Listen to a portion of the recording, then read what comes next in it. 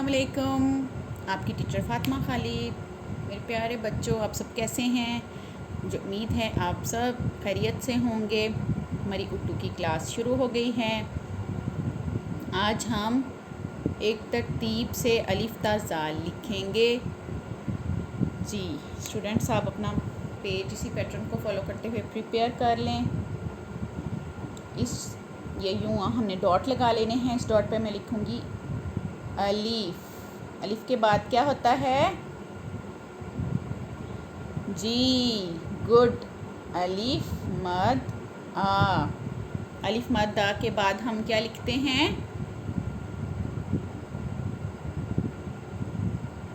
बे। बे के आगे क्या होता है? पे। पे के बाद हम क्या लिखेंगे? हाँ जी, वेरी गुड। ते। ते के आगे क्या लिखेंगे? टे। और टे के आगे क्या होता है? से। ये बे की फैमिली कंप्लीट हो गई। बे की तरह ही हम इन पांचों को लिखते हैं, सिर्फ इनके नुक्तों का फ़र्क है। बे के नुक्ते बे के नीचे एक नुक्ता, पे के नीचे 3 नुक्ते, टे के ऊपर 2 नुक्ते, टे के ऊपर टोपी और से के ऊपर भी 3 नुक्ते। अब से के बाद क्या लिखेंगे हम? जी, से के बाद हम लिखेंगे जीम। और जीम के बाद हम लिखेंगे जे। जे के बाद हमने हे लिखा और हे के आगे क्या लिखते हैं?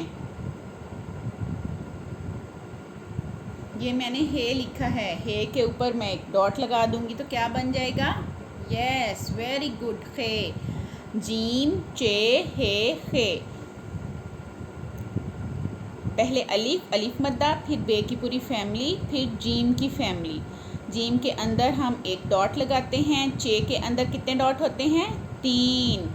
और हे का कोई डॉट नहीं होता, ये खाली होती है। और हे के ऊपर हम कितने डॉट लगाते हैं? एक डॉट। हे लिख के उसके ऊपर हम एक डॉट लगा देंगे तो क्या बन जाता है? खे। अब हम दाल की फैमिली लिखेंगे। इससे नीचे वाली एक लाइन छोड़ के उससे नीचे वाली लाइन पे लिखेंगे दाल,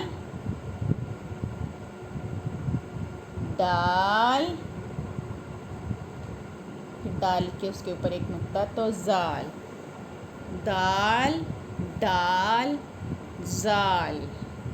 हमारी अलिफ ता ज़ाल तरतीब से एक सीक्वेंस से हमने राइट कर ली है। आप अपनी नीट नोटबुक के दोनों पेज इसी पैटर्न को फॉलो करते हुए राइट कर लें और इसी तरह अलिफ ता ज़ाल लिख लें। Thank you so much. अल्लाह हाफिज़।